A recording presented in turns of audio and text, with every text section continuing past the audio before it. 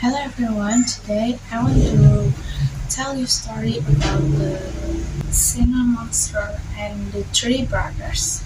Enjoy the story. One autumn in a place that is now called Canada, within 2 days, was the land of the Passamaquoddy tribe. A girl and her three older brothers went to the forest to hunt for game over the winter. They found a good place to make a camp and build a wigwam. Since she was the youngest, each morning after her three older brothers went hunting, the girl took care of the camp, gathered fresh firewood, repaired holes in the wigwam, and prepared dinner. Before nightfall, the brothers would return carrying the game they captured. Over dinner they would all share story of the day's adventure. One night at dinner, the brothers were silent. "Why are you so all quiet?" said the sister. "Today I saw strange footprints for the north," said her eldest brother, "like those of a man, but much large." "So did I," said the brother who ventured south. The third brother, who hunted the west, nodded in agreement. No one needed to say anything else, because they were all thinking the same thing. The CHENOO must be Nerby, the cruel, brutal giant cannibal from the far icy north. After a tense minute, the eldest brother smiled and said, "Oh, it must have just been the tracks of a bear." And they all laughed, with relief, and joked how they had been fooled by mere bear tracks. But the girl did not laugh. She too had seen tracks when she had gathered berries to the east, and knew they were not the tracks of a bear. They were from a CHENOO monster. Before sunrise the next morning, the brothers left to hunt, but the girl not tend to her usual tasks. She cleared the wigwam and peeled each bearskin that she and her brothers slept upon in a single pile in the center. Beside the bearskin pile she laid baskets filled with berries and fruit. She gathered fresh firewood, then sitting by the fire and waited.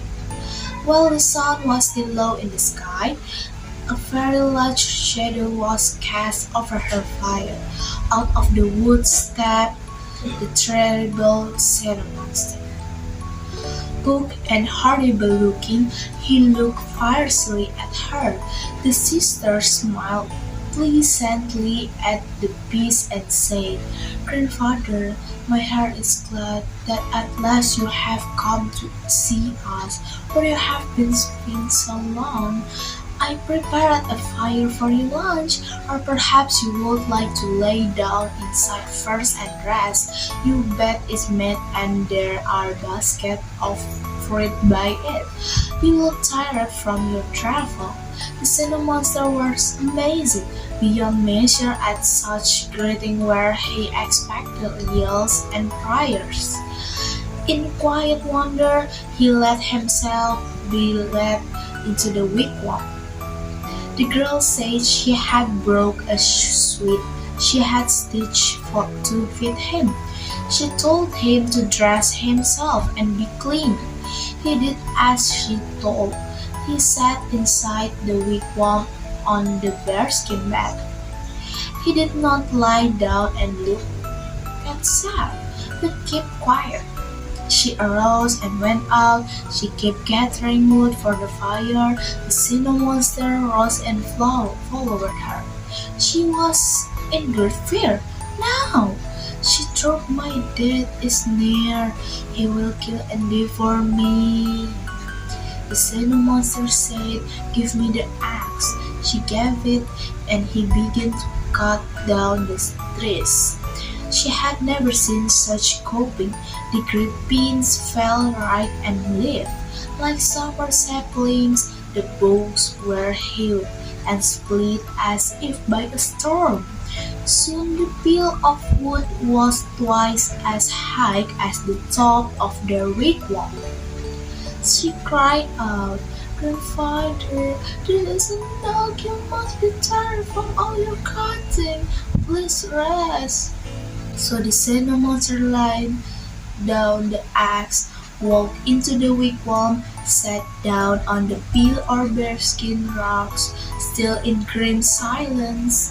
The girl continued to gather wood and remained silent outside the lodge while he slept. Before darkness fell, her three brothers returned from their day's hunt. She walked quietly to them and with a fierce look said, "Brothers, you will be pleased to know our grandfather is in the tent." Surprised, they started to object, but she firmly held her hand outstretched and said, "I'm sure grandfather will be glad to hear all about your adventure later, but first we must be silent and give him time to rest." At the moment, the hook hairy head of the Sino monster looked out of the wigwam before her brothers could cry out with alarm. The girl said with a smile, "Grandfather, you have awakened. I'm glad, because now your grandsons have come back and we can all have dinner." Turning to her brother, she said with as light as a voice as she could muster, "And how was it with the hunt today?" "Not so good," gulped one of the brothers, staring fixedly at the Sino monster. "All I have is this hair." "And I a goose," mumbled her second brother, also staring at the Sino monster. "I got a deer," offered her third brother. The Sino monster spoke. "Granddaughter," he said, "have you brothers brought no other game? Whatever your grandson have hunted today, I will cook for your dinner, grandfather," said the girl, "in honor of your visit."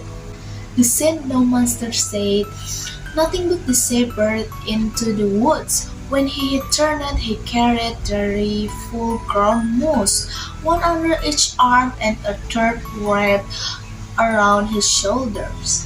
That night they enjoyed a feast like no other since they had set up camp. When it was time to sleep, the Sino monster was so big he filled the wigwam. So the girl and her 3 brothers had to lie down on the dirt outside. But it was more than the roots and rocks underneath that disturbed their sleep. Each one lay awake all night in terror. In the days that followed, they began to realize the Sino monster was useful to have around, as he could hunt better than 20 grown men. After a few days, he built his own wigwam nearby, and the brothers and their sister moved back into their own.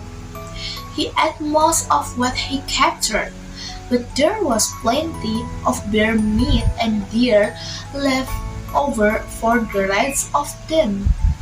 And the pile of skins they had been saving for trading grew so high that before long they began to worry it would take many trips to transport it all in the canoe. They stopped worrying that he would eat them. Took the chance of dying by accident were quiet hike signs. He swung trees around like kindling, didn't watch where anything would smash, and the 3 brothers and their sister were far too polite and respectful to correct him about anything. Eventually, the winter days warmed into spring. One day, the girl said, "Grandfather, soon it will be time for us to return to our village. I would like to come with you," said the Sino monster. "But your people would scream if they saw me. I need your help." Of course, grandfather, anything at all, said the girl. Build me a sweet lodge and bring hot coals to it. The girl was surprised he would ask for these signs. She knew that Santa Monster was from the icy north and always sat far back from the campfire. Still they built the sweet lodge, and when it was finished and had brought in plenty of hot coals, Santa Monster went inside the sweet lodge pulls with an orange hue from the heat of the burning coals, but the Santa called out, "Bring me hot coals!" This did. Several times the girl heard the Santa Monster moan and cough. Then she heard no more sounds. "Grandfather, are you alright?" She said, "Yes." The Santa in a voice they barely recognized. "Bring more coals." So they brought more hot coals to the sweet lodge and stood a great distance away. As it was shivering with heat, after many long times the door creaked open. Out stepped what must have been the Santa Monster, yet seemed much more like an old man. Very old, very old human man, hunched over and wrinkled, with a white beard that reached to his knees. His wounds had healed, his teeth no longer grinned wildly all the time. The expression on his face seemed gentle. He leaned over and cooked, and out came a piece of ice the shape of man. The girl knew what this must be. It was well known that the heart of the Santa Monster was made of ice and was shaped like man. This icy heart is what man have so fires. Throw in the fire, granddaughter, he said, and she picked up and threw it into the campfire, but it was so fiercely cold that it put out of the flames. So she restarted the fire, and her brother cooked the icy heart into fragments with a hatchet until, bit by, they finally melted. The man who asked to be the Santa Monster then smiled. "Let's go," he said. So they hauled their fields of bear and deer skin and baskets brimming wide with dried meat back to their village, where they traded the skins for whatever they want and shared the dried meat with everyone. And they all lived happily together for many years. And that is the story of how the kindness of one girl melted the heart of the savage Xenomorph. See you!